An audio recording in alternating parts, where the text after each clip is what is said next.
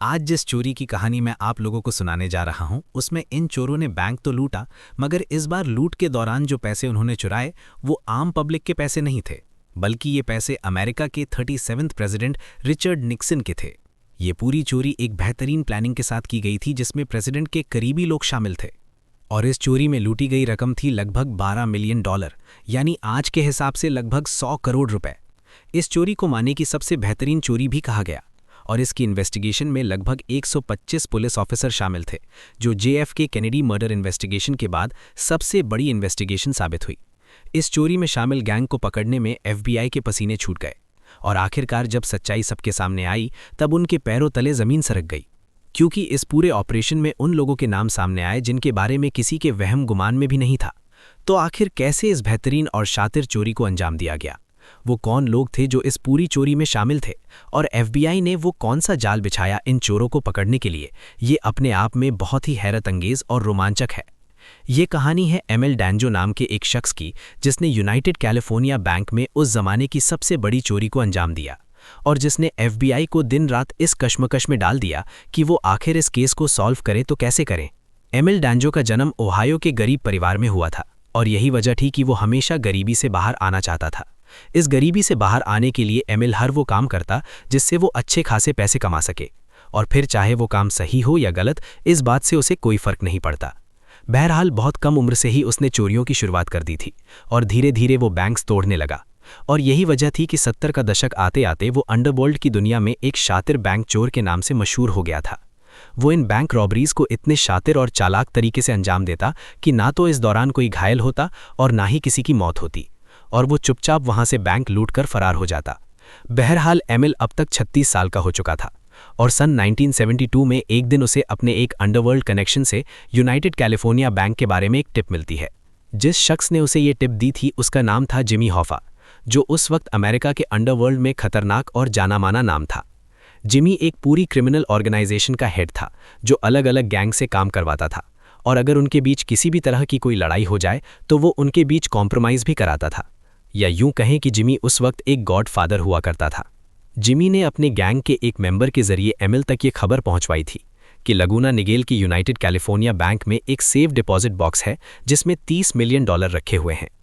ये टिप मिलते ही एमिल को लगने लगता है कि अगर वो इस रकम को लूटने में कामयाब हो गया तो फिर दोबारा उसे कभी भी चोरी करने की ज़रूरत नहीं पड़ेगी, और वो इस चोरी की प्लानिंग में लग जाता है। हालांकि एमिल ने चोरी की प्लानिंग तो शुरू कर दी थी, मगर एक सवाल उसे बार बार परेशान कर रहा था कि यूनाइटेड कैलिफोर्निया जैसा छोटा बैंक जहां $30 लाख कैश भी मुश्किल से होता है, वहां $30 मिलियन कैसे हो सकते हैं।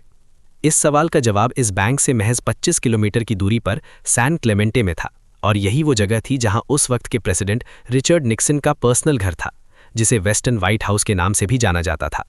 लगूना निगेल के यूनाइटेड कैलिफोर्निया बैंक में जो $30 मिलियन रखे थे वो प्रेसिडेंट रिचर्ड निक्सन के ही थे, और चूंकि वो दोबारा प्रेसिडेंट बनने के लिए इलेक्शन कैंपेन चला रहे थे, इसलिए उन्हें ज़्यादा से ज़्यादा पैसों की ज़रूरत पड़ने वाली थी। ये सारे पैसे ब्लैक मनी थे जो प्रेसिडेंट रिचर्ड को अलग अलग लोगों ने डोनेट किया था, ताकि वो इन पैसों का इस्तेमाल करके इलेक्शन जीत जाएं, और इन्हीं पैसों को रिचर्ड निक्सन ने अलग अलग जगहों पर छुपा दिया था, जिसमें से एक जगह थी यूनाइटेड कैलिफोर्निया बैंक। अब सामने आता है इस कहानी का एक चौंकाने वाला पहलू, और वो ये था कि जिमी हॉफा, जिस गैंगस्टर ने एमिल तक यूनाइटेड कैलिफोर्निया बैंक में रखे प्रेसिडेंट फंड की खबर पहुंचवाई थी, वो खुद प्रेसिडेंट रिचर्ड को इलेक्शन कैंपेन के लिए पैसे देता था, और वो अब तक $1 मिलियन तक डोनेट कर चुका था।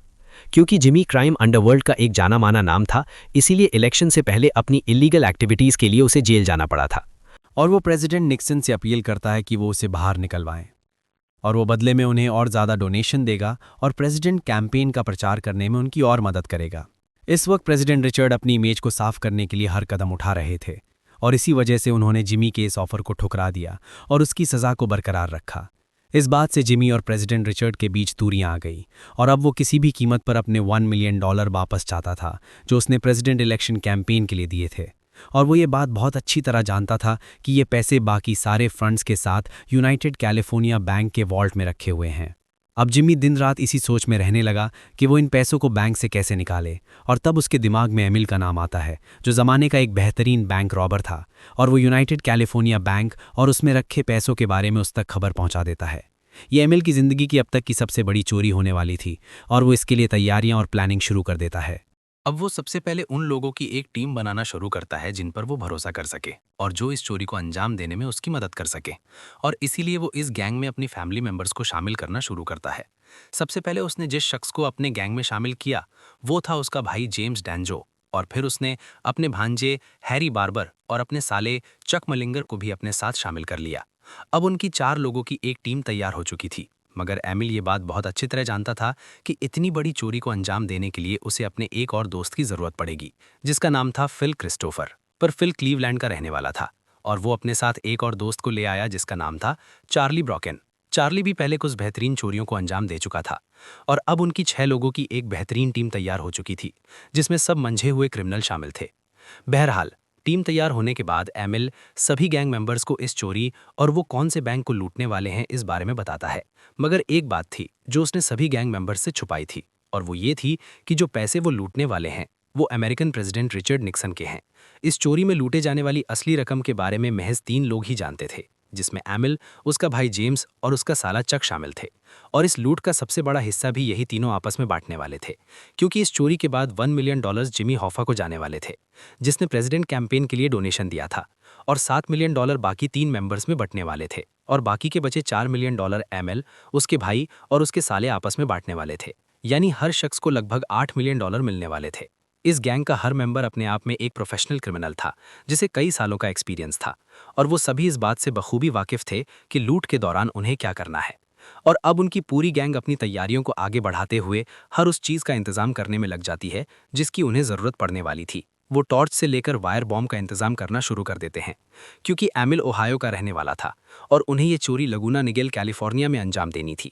इसलिए उनके सामने सबसे बड़ी परेशानी जो थी वो थी चोरी में इस्तेमाल होने वाले सारे सामान को कैलिफोर्निया तक पहुंचाना। और इसके लिए भी वो एक बेहतरीन रास्ता निकाल लेता है। इस बार एमिल अपनी गर्लफ्रेंड के जरिए सारे सामान को कैलिफोर्निया भेज देता है और वो अपनी पूरी गैंग के साथ कैलिफोर्निया के लिए फ्लाइट पकड़ लेता है। कैलिफोर्निया पहुंचने के बाद उनके सामने जो सबसे ज़रूरी काम था वो था एक ऐसी जगह ढूंढना जहां से वो अपनी चोरी की प्लानिंग कर सकें और पुलिस का ध्यान भी उस जगह पर ना जाए। बहरहाल, अब वो लोग यूनाइटेड कैलिफोर्निया बैंक से लगभग 1 किलोमीटर की दूरी पर एक घर रेंट पर ले लेते हैं। और इस घर की खास बात ये थी कि इस घर से बैंक की छत साफ दिखाई देती थी। अब उन्हें ऑपरेट करने के लिए एक परफेक्ट जगह मिल चुकी थी, जिसे वो लोग हेडक्वार्टर के नाम से बुलाते थे। और अब वो लोग अपनी आगे की तैयारियों में लग जाते हैं। सबसे पहले उन्हें गाड़ी की ज़रूरत थी जिसमें वो लोग चोरी करने के बाद भाग सकें, और इसलिए एमिल 1962 मॉडल की एक ओल्ड्स मोबाइल कार खरीद लेता है। इस कार को खरीदने के पीछे की सबसे बड़ी वजह ये थी कि इसकी डिग्गी काफ़ी बड़ी थी और एमिल का मानना था कि इसी बड़ी डिग्गी में वो बैंक को लूटने के औजार रखेंगे और बैंक को लूटने के बाद सारा कैश इसी डिग्गी में रखकर भाग निकलेंगे। चूंकि ये कार सेकंड हैंड थी, इसलिए एमिल ने इस कार को एक फर्जी नाम पर ट्रांसफर कराया था, और अगर कोई भी इस कार को ट्रेस करके उन तक पहुंचने की कोशिश भी करेगा तो भी उसके हाथ कुछ नहीं लगेगा। अब तक इस चोरी की प्लानिंग में उनके कई हजारों डॉलर्स खर्च हो चुके थे, मगर वो सभी ये बात जानते थे कि अगर उनकी ये लूट कामयाब हो गई तो उन सब की जिंदगियां हमेशा हमेशा के लिए बदल जाएंगी। बहरहाल, अब वो लोग अलग अलग टीम्स बनाकर बैंक और उसके आसपास हो रही हर मूवमेंट पर बहुत बारीकी से नजर रखने लगते हैं, जिसमें वो बैंक के खुलने और बंद होने की टाइमिंग, बैंक में आने जाने वाले कस्टमर्स और दिन में बैंक के बाहर इस एरिया में कितनी भीड़ होती है, हर चीज़ को नोट कर रहे थे। इसी दौरान एक बात ने उनका ध्यान अपनी तरफ खींचा, और वो ये थी कि जितने दिनों से वो बैंक पर नजर रख रहे थे, इस दौरान एक भी पुलिस की गाड़ी वहां से होकर नहीं गुजरी, जिसका साफ मतलब था कि बैंक लूटने के बाद वो बहुत आसानी से यहाँ से भाग सकते थे। एमिल और उसकी गैंग के लिए एक अच्छी खबर और थी कि इस बैंक के बाहर कोई सिक्योरिटी गार्ड भी नहीं था, और अगर सिक्योरिटी के नाम पर कुछ था तो वो थी एक अलार्म बेल जो बैंक के बाहर थी। ये अलार्म बेल उनके लिए कोई परेशानी नहीं थी, क्योंकि एमिल ने इसका भी तोड़ निकाल लिया था और वो जानता था कि इसे कैसे बंद करना है। क्योंकि ये बैंक स्ट्रिप मॉल के एक हिस्से में था, इसलिए एमिल और उसकी गैंग को कई बातों का ध्यान रखना था, ताकि वो बिना किसी की नज़र में आए, बिना किसी का ध्यान अपनी तरफ खींचे, बैंक के अंदर बाहर आ जा सके। इस चोरी का सबसे मुश्किल हिस्सा यही था कि ये बैंक मॉल की बिल्डिंग से घिरा हुआ था और उन्हें इस बिल्डिंग से होकर बैंक तक पहुंचना था। और एमिल ये बात बहुत अच्छी तरह जानता था कि अलार्म डिसेबल करने के बाद उन्हें बैंक की छत में ड्रिल मशीन से होल करने होंगे, ताकि वो इसमें बॉम्ब लगाकर इसे उड़ा सकें। ये सब कुछ उन्हें बिना किसी की नज़र में आए और बिना किसी का ध्यान अपनी तरफ खींचे करना था, और इस छत से होकर ही उन्हें उस वॉल्ट तक पहुंचना था जिसके अंदर सेफ डिपॉजिट बॉक्सेस थे। बहरहाल, कई महीनों की प्लानिंग के बाद एमिल अपनी जिंदगी की सबसे बड़ी चोरी करने वाला था, और उसके टारगेट पर सिर्फ एक ही चीज़ थी, और वो थी प्रेसिडेंट रिचर्ड की बेशुमार दौलत जो यूनाइटेड कैलिफोर्निया बैंक में जमा थी। एमिल चोरी की प्लानिंग में हर पहलू पर बहुत बारीकी से ध्यान दे रहा था और इसलिए उसने कुछ स्कैनर्स भी खरीद लिए थे जो वो बैंक के बाहर लगाने वाला था, ताकि अगर पुलिस वहां आए तो उन्हें पता चल सके। एमिल के गैंग के 2 लोगों ने कुछ सीढ़ियां चर्च के बाहर से चुरा ली थी ताकि वो इन सीढ़ियों की मदद से बैंक की छत पर चढ़ सकें। आखिरकार वो दिन भी आ जाता है जिस दिन उन्होंने चोरी को अंजाम देना था और एमिल सभी 6 मेंबर्स को 3-3 की टीम्स में बांट देता है। प्लान के मुताबिक जेम्स और एमिल सबसे पहले इन सीढ़ियों से बैंक की छत पर पहुंचते हैं और वहीं क्रिस्टोफर सीढ़ी के पास शॉटगन लिए खड़ा रहता है ताकि किसी के वहां आने पर वो उन्हें चौकन्ना कर सके। उधर गैंग के बाकी 3 मेंबर्स सभी बैग्स को मिट्टी से भरना शुरू करते हैं ताकि जब वो वॉल्ट की छत को बम से उड़ाए तो इन बैग्स से बम की आवाज को दबाया जा सके। बहरहाल एमिल और जेम्स जब अपने सभी औजारों के साथ बैंक की छत पर पहुंच जाते हैं, एमिल सबसे पहले बैंक अलार्म्स को डिसेबल करने का काम शुरू करता है। चूंकि अलार्म बिल्कुल छत के नीचे ही थे, इसलिए एमिल इस पर लिक्विड स्टाइरोफोम स्प्रे करता है और जब स्प्रे का लिक्विड पूरी तरह जमकर हार्ड हो जाता है तब अलार्म की बेल भी जाम हो जाती है, जिसका मतलब था कि अब ये अलार्म कभी काम नहीं करेगा। अब अपने प्लान के मुताबिक वो दोनों बिल्कुल छत के उस हिस्से में होल करना शुरू करते हैं जो बिल्कुल वॉल्ट के ऊपर था और इस दौरान गैंग के बाकी मेंबर्स मिट्टी से भरे बैग्स लेकर छत के ऊपर आ जाते हैं। छत में गड्ढा होने के बाद सबसे पहले एमिल और जेम्स वॉल्ट की छत पर उतरते हैं और अंदर के सभी अलार्म्स को डिसेबल कर देते हैं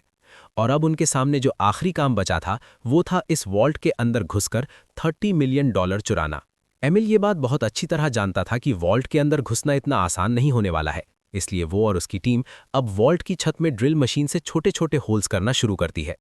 वॉल्ट की छत में उन लोगों ने कुल 6 होल्स किए और हर होल में डायनामाइट बॉम्ब फंसा दिए ताकि वॉल्ट की छत को उड़ाया जा सके और बॉम्ब की आवाज को दबाने के लिए मिट्टी से भरे बैग्स उन लोगों ने डायनामाइट के ऊपर रख दिए। चूंकि ये सभी डायनामाइट नाइट्रोग्लिसरीन से भरे हुए थे, मगर इसमें एक परेशानी ये थी कि इस बात की कोई गारंटी नहीं थी कि डायनामाइट ब्लास्ट ही होंगे। मगर किस्मत ने एमिल और उसकी गैंग का साथ दिया और ये सभी डायनामाइट ब्लास्ट हो गए। मिट्टी से भरे बैग्स का ये फायदा हुआ कि ब्लास्ट की आवाज पूरी तरह दब गई और आसपास किसी को इस धमाके के बारे में कुछ पता नहीं चला। ब्लास्ट होने के बाद जब वो लोग बैग्स को हटाते हैं तब उनकी आंखों में एक चमक आ जाती है, क्योंकि उनके सामने लोहे की रॉड्स थी जिसकी दूसरी तरफ से सेफ डिपॉजिट बॉक्सेस साफ दिखाई दे रहे थे। अब वो लोग अपने साथ लाई एसिटिलीन टॉर्च की आग से इन लोहे की रॉड्स को काटते हैं और एक एक करके वॉल्ट के अंदर उतर जाते हैं, जहां लगभग 500 सेफ डिपॉजिट बॉक्स उनके सामने थे। वो सभी अपने साथ नुकीली हथौड़ियां लेकर आए थे और अब वो इन हथौड़ियों से सेफ डिपॉजिट बॉक्स के लॉक्स पर मारना शुरू करते हैं, जिसके बाद एक एक करके सभी सेफ बॉक्सेस खुलने लगते हैं। चूंकि रिचर्ड के पास पहले से ही ये खबर थी कि कौन कौन से सेफ्टी बॉक्स में प्रेसिडेंट रिचर्ड के पैसे रखे हैं, इसलिए वो सिर्फ उन्हीं सेफ्टी डिपॉजिट बॉक्स को खोल रहा था ताकि वो जल्द से जल्द अपनी लूट को अंजाम देकर यहां से निकल सके। अब जैसे ही एमिल पहले सेफ्टी डिपॉजिट बॉक्स खोलता है, वो देखता है कि ये बॉक्स पूरी तरह $100 के नोटों से भरा हुआ था, मगर इसमें सिर्फ $2 मिलियन ही थे। वो अपनी टीम से कहता है कि वो बताए हुए नंबर्स के सेफ्टी बॉक्सेस को एक एक करके खोलना शुरू करे और जब इन सेफ्टी बॉक्सेस से बेशुमार दौलत निकलना शुरू होती है तब ये देख उनकी आंखों में एक चमक आ जाती है। अब धीरे धीरे सूरज निकलने की शुरुआत होने लगती है और अभी भी सैकड़ों सेफ्टी डिपॉजिट बॉक्स खुलने बाकी थे, मगर चूंकि बैंक 2 दिनों के लिए बंद था, इसलिए एमिल और उसकी गैंग अगली रात वापस लौटने का फैसला करते हैं। उनमें यह तय होता है कि वो अगली रात यानी सैटरडे की रात को वापस लौटेंगे और बचे हुए सेफ्टी बॉक्सेस को खोलकर उसमें से सारे पैसे निकाल लेंगे। बहरहाल अब एमिल छत पर हुए गड्ढे को लकड़ी के टुकड़े से छुपा देता है ताकि किसी का ध्यान इस तरफ ना जाए और वो सभी लोग बैंक से निकल जाते हैं। सैटरडे की दोपहर वो लोग पूरा वक्त अपने घर से दूरबीन की मदद से बैंक की छत को देखते रहे कि किसी को इस चोरी के बारे में पता तो नहीं चला। एमिल को अब तक ये बात समझ आ गई थी कि अगर उसे सभी सेफ डिपॉजिट बॉक्स खोलने हैं तो उसे अपनी गैंग में और लोग शामिल करने होंगे और इसीलिए वो 2 और लोगों को इस लूट में शामिल कर लेता है। अब उनकी गैंग में कुल 8 लोग हो चुके थे और वो सभी सैटरडे की रात को फिर से वॉल्ट के अंदर पहुंचकर अपनी चोरी की शुरुआत करते हैं। हालांकि अब तक सब कुछ बहुत सही जा रहा था और वो लोग बहुत आसानी से सेफ्टी बॉक्सेस को लूट रहे थे, मगर तभी कुछ ऐसा हुआ जिसकी उन्होंने उम्मीद नहीं की थी। एमिल का साला चक मलिंगर, जो बैंक के बाहर नजर रख रहा था, वो वॉकी टॉकी पर गैंग के सभी मेंबर्स को खबर देता है कि उनकी कार के पास एक कार आकर रुकी है। इस कार में क्लीनिंग स्टाफ था जो मॉल और बैंक के बाहरी हिस्से की सफाई करता था और एमिल और उसकी गैंग की किस्मत अच्छी थी कि इस क्लीनिंग स्टाफ को यह पता नहीं चला कि बैंक के अंदर चोरी हो रही है। जब तक ये क्लीनिंग स्टाफ सफाई करता रहा तब तक उन लोगों ने वॉल्ट में अपनी चोरी को रोक दिया और वो सभी बिना कोई आवाज किए अंदर चुपचाप बैठे रहे ताकि बाहर किसी भी तरह की कोई आवाज ना जाए। अब मंडे की सुबह के 4 बज चुके थे और उनकी पूरी गैंग अब तक 450 डिपॉजिट बॉक्सेस को खोल चुकी थी और वो इस वॉल्ट से निकलने की तैयारी करने लगते हैं। वॉल्ट से निकलने के दौरान एमिल हथौड़े से वॉल्ट के दरवाजे पर बहुत जोर से मारता है, जिससे वॉल्ट की टाइम क्लॉक खराब हो जाती है और फिर वो वॉल्ट के दरवाजे को लॉक कर देता है, जिसका साफ मतलब था कि अब बैंक एम्प्लॉयज भी वॉल्ट को नहीं खोल पाएंगे। अगली सुबह बैंक अपने वक्त से खुलता है और सभी एम्प्लॉय अपने अपने काम में बिजी हो जाते हैं। इसी दौरान बैंक मैनेजर अपने हाउसकीपिंग वाले से कहता है कि वो छत पर जाकर वहां की भी सफाई कर दे। और जैसे ही हाउसकीपिंग वाला बंदा छत पर पहुंचता है, वहां का नज़ारा देख उसे अपनी आंखों पर यकीन नहीं होता। वो फौरन दौड़कर बैंक मैनेजर को बुलाता है और बैंक मैनेजर जैसे ही टेरेस पर पहुंचता है, वो देखता है कि टेरेस और वॉल्ट की छत में एक गड्ढा है और सारे सेफ्टी डिपॉजिट बॉक्सेस खुले पड़े हैं। ये देखते ही वो फौरन पुलिस को खबर कर देता है, जिसके बाद पुलिस वहां पहुंचकर बैंक एम्प्लॉयज से पूछताछ शुरू कर देती है। एक सवाल पुलिस को बार बार परेशान कर रहा था कि आखिर यूनाइटेड कैलिफोर्निया बैंक जैसे छोटे बैंक को चोरों ने अपना निशाना क्यों बनाया और इतनी बेहतरीन चोरी को अंजाम देने की आखिर वजह क्या है।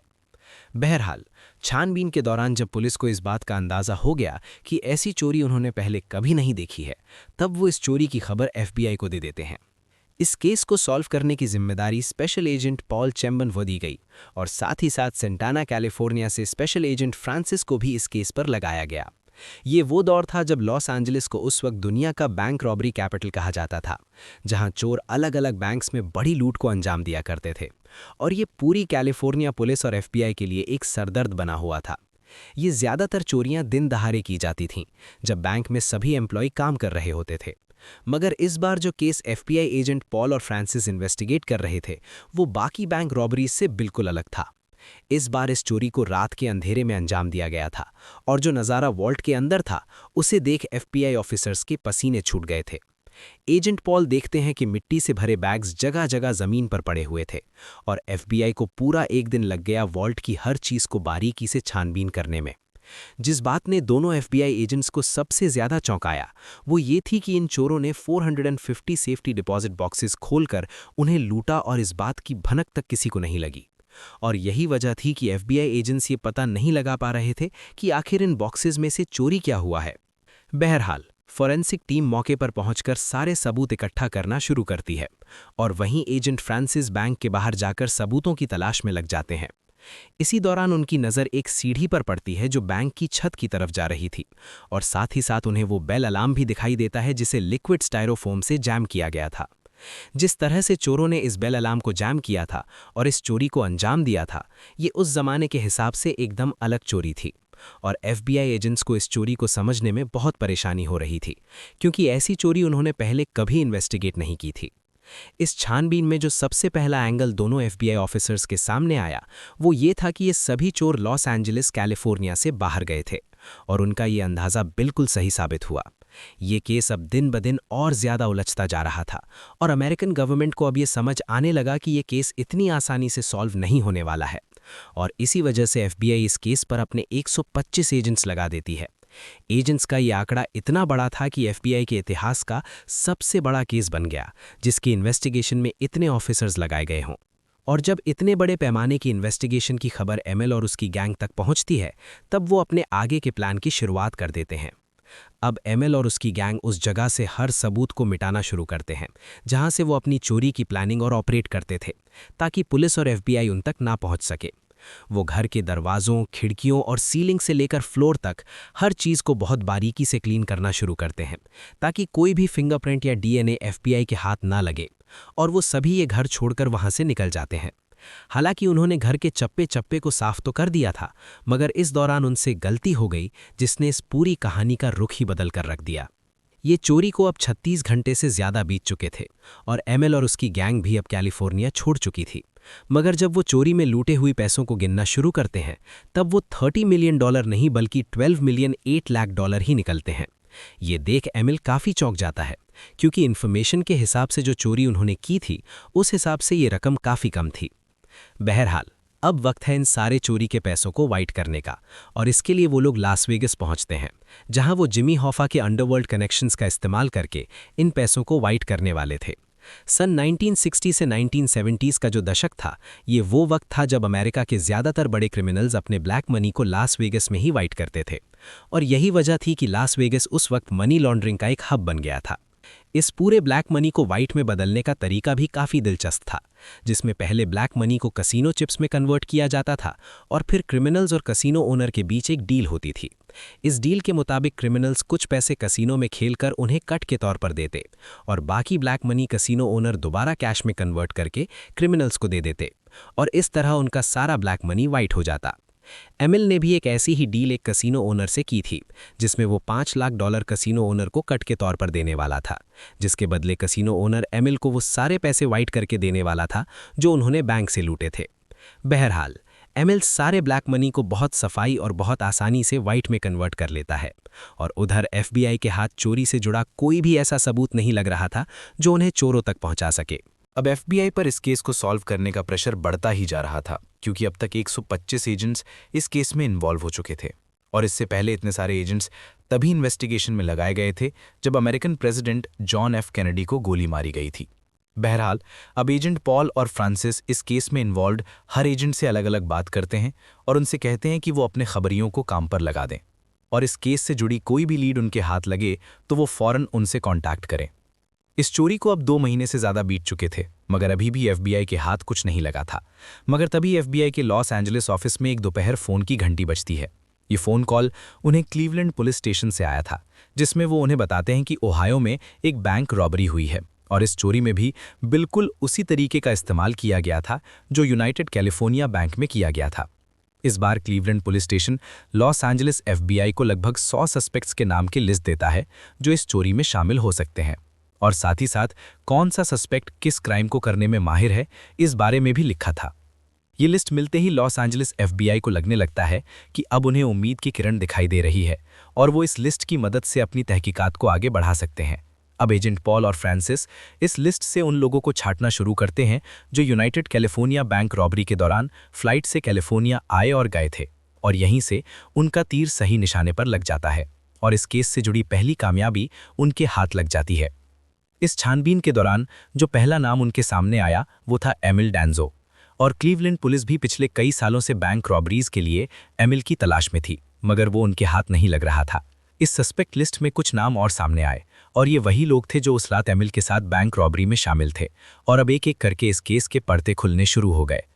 एमिल और उसकी गैंग इस चोरी के दौरान इतने ज़्यादा कॉन्फिडेंट थे कि उनको यही लग रहा था कि वो कभी पकड़े नहीं जाएंगे और यही वो वजह थी कि कैलिफोर्निया आने जाने के लिए उन्होंने अपने नाम से टिकट्स बुक किए और यही उनकी सबसे बड़ी गलती साबित हुई। अब FBI को ये पता लगाना था कि यूनाइटेड कैलिफोर्निया बैंक को लूटने के बाद ये सभी चोर आखिर गए कहाँ और इसके लिए FBI एयरपोर्ट के आसपास टैक्सी ड्राइवर से पूछताछ शुरू कर देती है। कई दिन चली पूछताछ के दौरान एक टैक्सी ड्राइवर चक मलिंगर की फोटो से उसे पहचान लेता है और FBI को बताता है कि कुछ हफ्तों पहले एमिल और उसकी गैंग ने उसे धमकाया था और साथ ही साथ उसे $100 की टिप भी दी थी, क्योंकि उसने उन्हें एक लग्जरी होटल के बाहर छोड़ा था जिसका नाम था जुबली इन होटल। होटल का नाम पता चलते ही FBI एजेंट्स फौरन उस होटल पहुंच जाते हैं, जहां उन्हें पता चलता है कि एमिल के साले चक मलिंगर ने यहां अपने असली नाम से रूम बुक कराया था। अब FBI एजेंट्स उस रूम के फ़ोन से किए गए फ़ोन कॉल्स के रिकॉर्ड निकालते हैं, जिसमें उन्हें पता चलता है कि चक ने जिस शख्स को यहाँ से कॉल किया था उसका नाम ऑल डॉसन है और वो टस्टन कैलिफोर्निया का रहने वाला है। डॉसन के बारे में पता करने पर यह मालूम हुआ कि अभी वो यंगस्टाउन ओहायो में रह रहा है और जब FBI ने डॉसन के पूछताछ की तब उसने बताया कि चक मलिंगर उसका काफ़ी अच्छा दोस्त है और उसके गैराज में कार पार्क करने आया था, जो अभी भी उसके गैराज में ही खड़ी है। FBI ने जब डॉसन से इस बैंक रॉबरी के बारे में पूछताछ की तब उसने बताया कि वो इस रॉबरी के बारे में कुछ भी नहीं जानता और तब FBI सर्च वारंट लेकर गैराज में खड़ी उस कार की तलाशी लेने पहुंच जाती है। अब एजेंट पॉल और फ्रांसिस इस कार की तलाशी लेना शुरू करते हैं और जो सामान उन्हें इस कार से मिला उसे देख उनकी आंखों में एक चमक आ गई और उन्हें ये समझ आ गया कि अब वो इस केस को सॉल्व करने के बहुत करीब हैं। इस कार से उन्हें वो ग्लव्स, फेस मास्क, हथियार, हथौड़ियाँ और हर वो सामान मिल गया जो चोरी में इस्तेमाल किया गया था और कुछ जगहों पर एमिल के उंगलियों के फिंगरप्रिंट्स भी थे। अब FBI को ये पता लगाना था कि एमिल और उसकी गैंग ने इस चोरी की प्लानिंग कहाँ की थी और वो कहाँ छुपे थे और यहाँ भी चक के कॉल रिकॉर्ड्स ने उनका साथ दिया और इस कॉल रिकॉर्ड से FBI को ये भी पता लगा कि चक ने लगूना निगेल कैलिफोर्निया के एक रियल एस्टेट एजेंट को कॉल की थी और वहाँ हैरी बार्बर के नाम से एक बड़ा सा फ्लैट बुक किया था। ये फ्लैट उसने 3 महीनों के लिए ही बुक किया था, जिसका साफ मतलब था कि अगर वो इसे कुछ ही दिनों में खाली कर देंगे तो भी वहाँ 3 महीनों तक कोई रहने नहीं आएगा। बहरहाल FBI जब इस फ्लैट पर पहुंची तब ये पूरी तरह साफ और चमक रहा था और यहाँ फिंगरप्रिंट्स और DNA का कोई सबूत नहीं छोड़ा गया था। और तभी FBI की नज़र एक प्लेट पर पड़ती है जो बिना धोए किचन में रखी हुई थी, और यही वो चूक थी जिसकी वजह से एमिल और उसकी गैंग पकड़े जाने वाले थे। इस डिश की मदद से अब FBI फॉरेंसिक फिंगरप्रिंट्स डेवलप करना शुरू करती है, और जब इन फिंगरप्रिंट्स को मैच किया गया तब ये एमिल और उसकी गैंग के कुछ लोगों से मैच हो गए, जिसका मतलब था कि अब FBI इन सभी चोरों को गिरफ्तार कर सकती थी। बहरहाल 27 जून सन 1972 की एक सुबह जब एमिल डांजो अपने घर से निकलकर अपनी कार में बैठ रहा था, तभी लगभग 1 दर्जन पुलिस कार्स उसे घेर लेती हैं और उसे गिरफ्तार कर लिया जाता है। एमिल के घर की तलाशी के दौरान पुलिस को कई हजारों डॉलर्स अलग अलग जगहों में छुपे मिले, और साथ ही साथ एमिल ने यह भी बता दिया कि उसके बाकी साथी कहाँ हैं। अब FBI पूरी गैंग को गिरफ्तार कर चुकी थी और उन्हें एक ऐसा शख्स चाहिए था जो गैंग के खिलाफ गवाही दे और पुलिस के साथ कोऑपरेट करे। इसी दौरान गैंग का एक मेंबर चार्ली ब्रोकिन पुलिस के साथ कोऑपरेट करने के लिए तैयार हो जाता है और इस पूरी बैंक रॉबरी की प्लानिंग और छुपाए हुए पैसों के बारे में बता देता है। एमिल के भाई जेम्स को 15 साल की सजा सुनाई गई और वहीं एमिल, चक और बार्बर को 20-20 साल की सजा सुनाई गई। क्योंकि चार्ली ब्रोकेन ने पुलिस के साथ कोऑपरेट किया था, इसलिए उसे बिना कोई सजा सुनाए छोड़ दिया गया और पुलिस $12 मिलियन में से $8 मिलियन ही बरामद कर पाई। ये थी कहानी एक परफेक्ट चोरी की जो कभी पकड़ी नहीं जाती, मगर सिर्फ एक प्लेट की वजह से पूरा गैंग पुलिस के हाथ लग गया और FBI के इतिहास की सबसे बड़ी इन्वेस्टिगेशन बन गई। आपको ये कहानी कैसी लगी? कमेंट सेक्शन में लिखकर ज़रूर बताएं। ये तो सिर्फ शुरुआत है, असली कहानियां अभी बाकी हैं। ऐसे ही अनोखे किस्से चाहते हो तो द यूनिक को सब्सक्राइब करना मत भूलना। मिलते हैं नेक्स्ट वीडियो में।